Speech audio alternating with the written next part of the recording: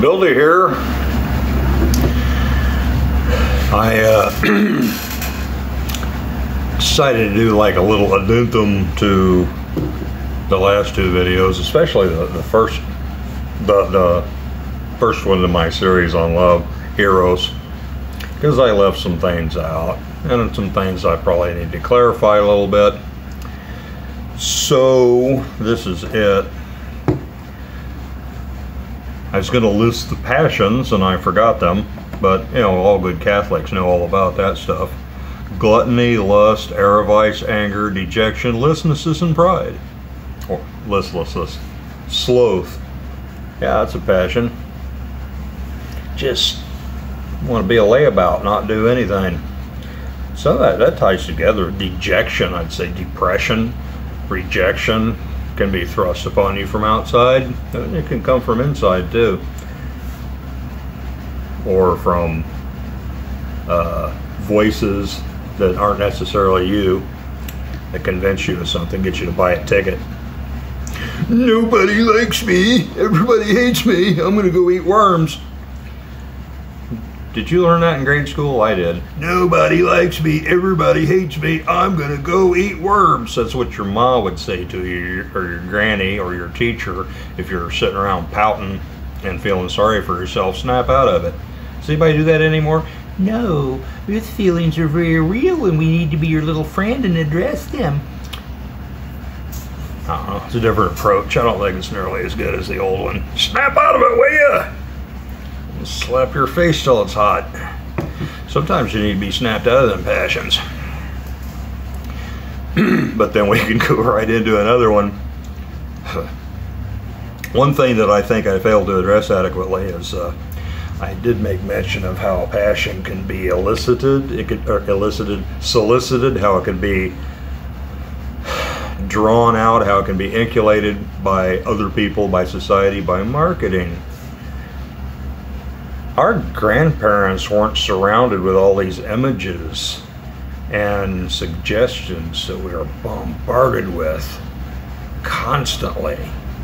Think what it's like to live as an Afghan peasant, and then all of a sudden you've got all that stuff thrust upon you.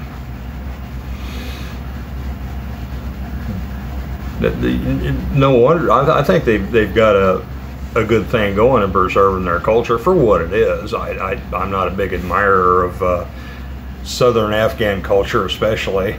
they have some problems, but you know, they're their problems, and it's none of my freaking business. Trying to turn them into feminists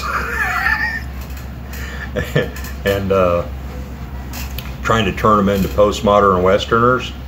That's a pretty bad project. It's not a good idea. And if they want to tear it down and blow up cell towers and, you know, kind of push this stuff over the edge, I can perfectly see why. You shouldn't be over there. That's their sandbox. And the same could be said about an awful lot of cultures. That's the problem with globalism and trying to make everything uniform by dissolving the individual where there's no collective identity. That's the core of it. They don't want you organizing. They don't want you organizing as a nation, certainly not. They don't want you organizing as a community. They don't want you organizing as a union. They don't even want you organizing as a family. You're not supposed to have any collective identity at all. You're just supposed to be atoms that they can manipulate any way they want. Not even gender or sex. Gender's not even the right word for that. They don't even want you to identify collectively as men or women. That's what they're working on. Eventually, they don't even want you to identify as a human because we're transhuman now. They're working on all that and going to make you completely atomized. They want the next generation, or maybe at least the one after that, to be completely atomized. Don't know who they are or what they are. They just do what they're told. Who's they? People that consider themselves to be the owners of the planet. You think those people don't exist? Look around you. I'm going to put a link in here, some real scary stuff, and it's your military. Military officers who invariably, from my experience, have this closed loop linear thinking. That sounds kind of doomed, doesn't it? It's a closed loop linear. And also the brain dead assumption that everybody that your superiors identify as an enemy needs to be dealt with as an enemy. And enemies are people that compete with us. Enemies are potential competitors. Enemies are even people that won't sell you their resources for pennies on the dollar or give them to you. That's what it's come down to, your U.S. military doctrine. That's a problem. There's a moral consequence to having a doctrine like that. It's coming.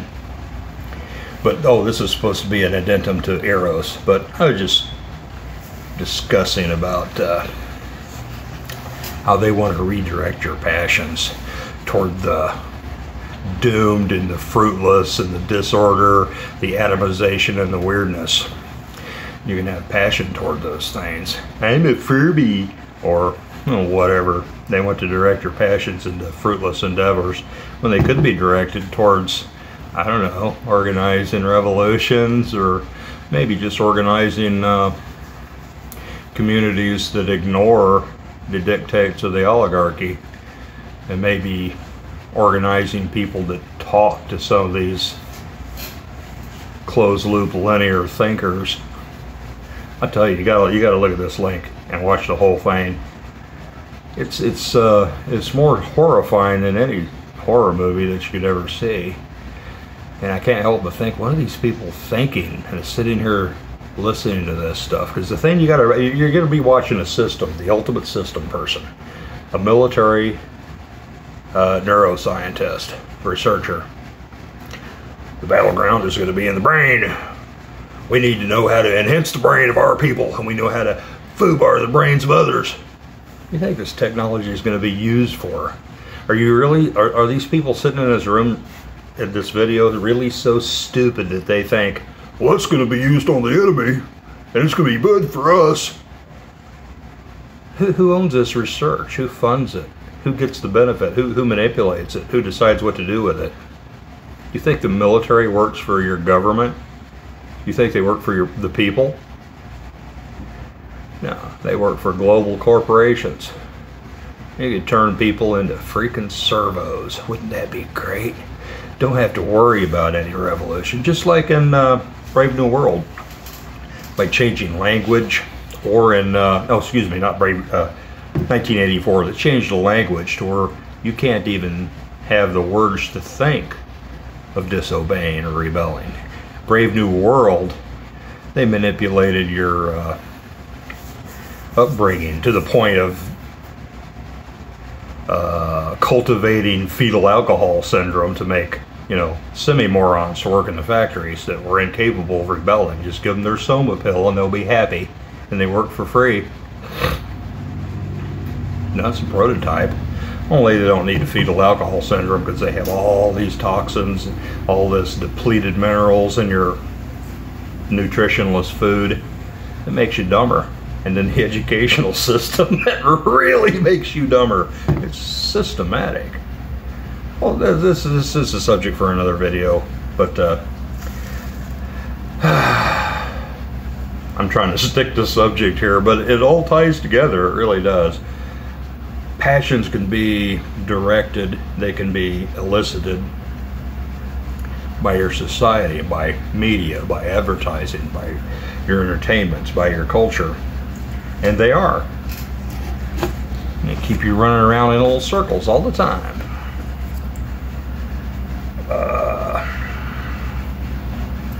I just listed the 7 passions. Somebody call them some call them the 7 deadly sins. Well, passion is a sin, isn't? A passion is something that naturally comes on you that you need. It's your responsibility to judge it and direct it. Sometimes it's appropriate. It's great to fall in love with somebody that you should, and if mutual, I suppose it'd probably be a really beautiful thing.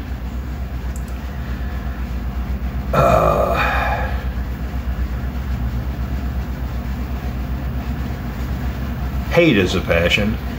Contempt is a form of hate. There's a lot of people just get carried away with contempt. Here, you see it in grade school. I suppose it's probably still the same way. When you're a little kid, you know, everybody just starts really ragging on somebody and, you know, say they got cooties. And people treat them with contempt, and everything they do just confirms why you should make them a para and stay away from them. And that happens in relationships, that happens in families.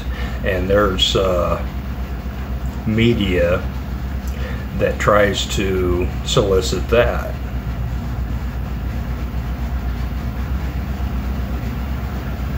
A lot of women watch the women's channel. I don't know if that's still a thing or not. It used to be. And they learn these things that sound really good to them, that they can use on people, you know. I don't want you to fix it. I want you to feel my pain. What kind of creature would even say something like that? That's something they repeat that they got from the media. Some diabolical, magnificent bastard made that one up. You don't want people fixing things. You want to be put on a pedestal because you suffer. Because you say you do, and you want them to suffer, but that's your suffering though, so they can see your value and your beauty. You want everybody to suffer. Oh, stay away from people that say stuff like that, because they watch television and the ideal's presented too. I notice the negatives presented in American media, or what of it that I've seen, and Russian media I see the positive. But it's kind of a hyper positive. That the shows that people watch are geared toward women, and the husband is always some sort of businessman, and he's always very, very well dressed. He has very nice clothes, and they're pressed, and he has perfectly coiffed hair and makeup, of course, because it's a movie or a television, and he talks in a hushed whisper, and makes baby eyes and stuff. And they'll show him sitting on the polished floor playing with the children with his fuzzy white sweater on. How many Russian women watch that, and then they look at their husband that just got off from the coal mine, he's got dirt on his fingernails, and it just pisses them off. And they start nagging him and harping at him. They start developing contempt. Look at him, he's dirty. Why can't he be like them? It happens, I guarantee you it happens. I guarantee you it happens. Once they get contempt, if they never get off that, everything you do is going to confirm why they should hate you and have contempt for you. It's a self-feeding monster. I've seen it firsthand a lot of times. Contempt is a passion. I don't think they can help it. I should say they let it run away with them until there's a point of no return. There's no coming back. It's over. That they feed off of it and they want it. Contempt. It's a form of hatred, and hatred is a passion. You ever hate somebody? I mean, you hate them for no good reason. You think about it and you really don't have any. I mean, sometimes they're better than you. Yeah, that's a reflection on your character. I've seen that happen a lot. I admit that I was kind of torqued off of people that were better than me, until I try to judge it. Go, wait a minute, this is wrong. What the hell is wrong with me? Then later it's confirmed I should have been all right all along. So instinct is a good thing, but some people are kind of off on that.